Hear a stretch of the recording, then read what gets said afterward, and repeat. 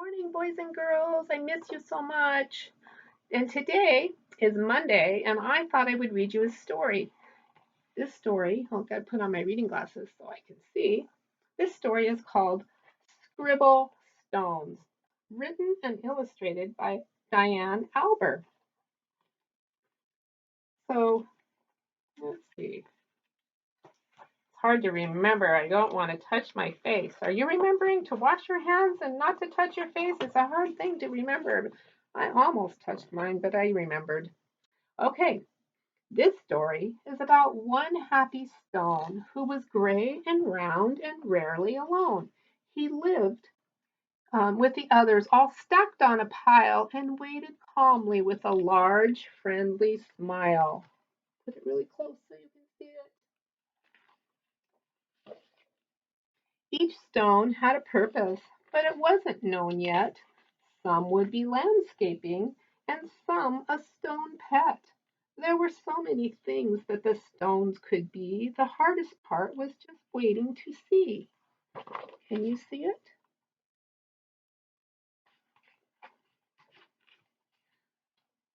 Stone knew that his purpose would brighten someone's day. He just wasn't sure how or in what kind of way.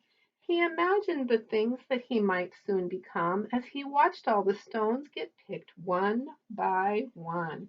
But his happy face slowly turned to a frown as he watched the tall pile start to dwindle on down. And although he was worried, he tried not to care until it was clear he was the last one there. See, there was a lot of them here, and then some of them got picked, and some more got picked, and he was the very last one. Look at his face. How does he feel? He has on a really sad face. I think he feels sad. What do you think? Then it finally happened. Stone was quickly picked up. He was placed on a desk next to a very large, you see it next to the large red cup? As Stone looked around, he thought, "This is so great," but he soon discovered he was a dull paper weight. "I'm supposed to bring happiness, not hold paper still. There must be a mistake. They just can't be my skill. This just can't be my skill." He feels like he's a boring one. What do you think? Then all of a sudden a splatter flew high, and then some bright scribbles came wiggling by. They were headed right toward the short paper stack, and they filled up the paper on the front and the back. So there was a red squiggle and a yellow and a purple. Looks like orange. See him yelling. He's like, "Ah, here they come."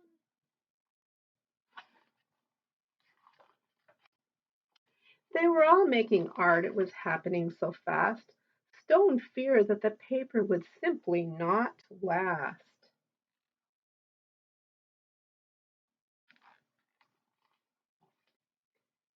He couldn't believe just how much the pile grew. Then he heard a small cry from the fun splatter crew. "We knew that this pile was getting too tall. There is no more paper. We have used it all."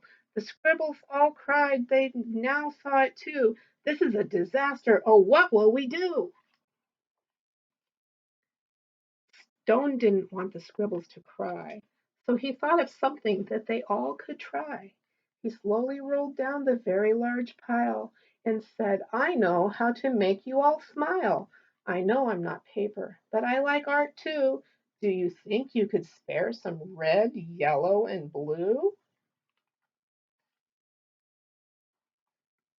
They loved the idea and could not wait to start.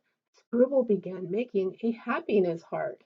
Splatter then painted some pale baby blue. Another scribble added a sunny gold hue.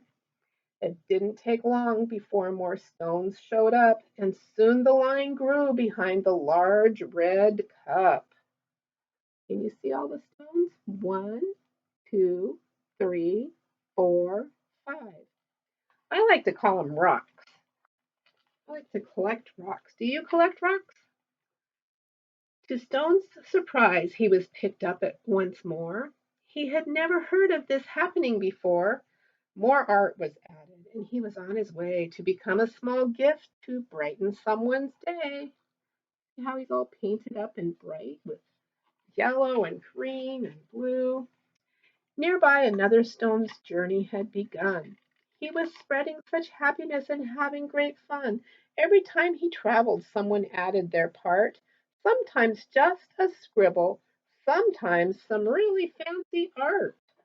See, there's some really fancy ones over here, and just a plain one there.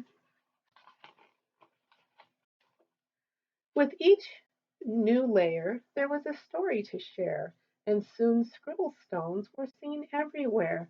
They traveled the planet. It was quite an event, bringing happiness and fun wherever they went. Now, thousands of stones inspire creativity each day, all because of a paperweight with a will and a way.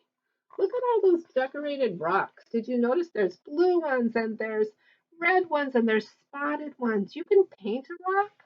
What a fun activity and a great idea. You could paint, you could use your markers and you could paint a rock if you wanted. You could color a rock. You could draw a picture on it.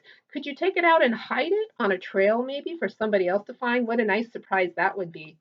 You could color it and then draw a map and see if your brother could use the map and find it, or your sister. Wouldn't that be fun? I had 5 stones that I gathered up. I'll show you them right here. Just kind of like the number up here. The number's 1, 2, 3, 4, 5, and I put a 6. I kind of thought I could use a cup like in the story, or I could use this egg carton. But I don't know, you could use a card for this game, like maybe make some numbers and cards. You could use a dice. I'm going to use a big dice for this one, a big yellow dice. And what I thought I'd do is I could roll it. Oh, look, how many are there? 1, 2, 3, 4, 5. There's 5 on this dice right here. So I thought I'd take 5 stones. Better count them. Count them into my egg carton. Now you could do it in a cup if you wanted. 1, 2, 3, 4, 5. Or you could look for the number 5 up here and count it into the egg carton. 1, 2, 3, 4, 5. The number 5. I'll do it one more time. We could do it together. And then you could try this game. You could kind of make your own rules. You could do a dice, do it however you want to do it to make it fun for you. Oh, did the 5 again. Better do it again. So how many is that? 1, 2, 3. So I would find 3 stones and go 1, 2, 3, because there's the number 3.